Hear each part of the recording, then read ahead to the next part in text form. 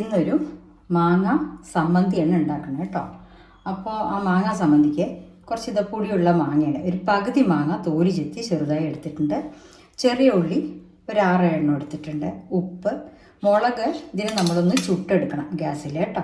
പിന്നെ 1 കപ്പ് നാളികേരം ഇതാണ് എടുത്തിരിക്കുന്നത്. അപ്പോൾ നാളികേരവും ചുട്ടമുളകും ചെറിയ ഉള്ളിയും മാങ്ങയും കൂടിയിട്ടാണ് നമ്മൾ ഈ സമ്മന്തി അരയ്ക്കാൻ പോണത് കേട്ടോ. മാങ്ങ സമ്മന്തിക്ക് നമ്മൾ മുളക് ചുട്ടെടുക്കുകയാണ്. ഞാൻ വലിയൊരു 6 മുളക് എടുത്തിട്ടുണ്ട്. ഇത്ര എരിവൊന്നും വേണമെന്നില്ല. എന്നാലും അഥവാ നമ്മൾ അരയ്ക്കുമ്പോൾ എരിവ് നമുക്ക് കുറവാണെങ്കിൽ അപ്പം അതിൻ്റെ കൂടെ കൂട്ടിയെടുക്കുക. കൂടുതലാണെങ്കിൽ നമ്മൾ ഇത്ര എരിവും വേണ്ട കേട്ടോ. അപ്പോൾ അവരുടെ എരിവിനനുസരിച്ചിട്ട് മുളകൊന്ന് ഇതുമാതിരി ചുട്ടെടുത്തിട്ട് എന്നിട്ടാണ് മാങ്ങയും ചെറിയ ഉള്ളിയൊക്കെ കൂടെ അരയ്ക്കുക കേട്ടോ. ഇപ്പം മുളക് നന്നായിട്ട് ചുട്ടെടുത്തിട്ടുണ്ട് കേട്ടോ. അപ്പോൾ നമുക്ക് ആവശ്യത്തിന് എരിവിനനുസരിച്ചിട്ട് അരയ്ക്കുക. മിക്സിയിലിട്ട് നമ്മൾ അരയ്ക്കുക വേണ്ടു കേട്ടോ.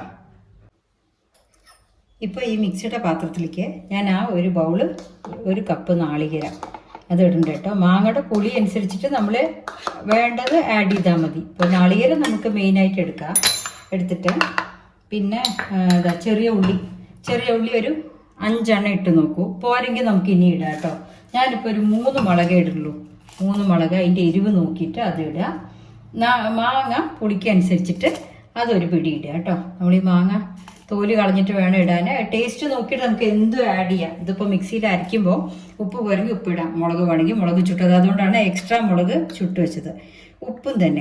ഉപ്പും പാകമാക്കിയിട്ട് ഇനി അതിങ്ങോട്ട് വെള്ളമൊന്നും ചേർക്കാതെ കട്ടിയായിട്ട് വേണം അരച്ചെടുക്കാൻ കേട്ടോ.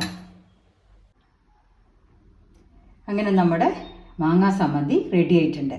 ഇതുമാതിരി കട്ടിയായിട്ട് കിട്ടണം, വെള്ളം ഒട്ടും ചേർക്കണ്ട. ചെറിയ പെട്ടെന്ന് ഉണ്ടാക്കാൻ പറ്റുന്നതാണ്. അപ്പോൾ നമ്മുടെ സദ്യയിലത്തെ ഒരൈറ്റം കൂടെ മാങ്ങാ സമ്മന്തി ആഡ് ആയിട്ടുണ്ട് കേട്ടോ. എല്ലാവരും ഉണ്ടാക്കി നോക്കൂ, ഭയങ്കര ടേസ്റ്റാണ്. നമ്മുടെ എരിശ്ശേരിയൊക്കെ കഴിക്കുമ്പോൾ ഈ മാങ്ങാ സമ്മന്തി അതിന് കൂടെ കൂട്ടി കഴിക്കാൻ നല്ല സ്വാദാണ്. ഒരു പുളി ഇതൊക്കെ ഉണ്ടല്ലോ, ഉള്ളി മാങ്ങയുടെ പുളിപ്പ്, ചുട്ടമുളകിൻ്റെ മണം, ഉപ്പ് എല്ലാം കൂടെ ഭയങ്കര സ്വാദാണ്.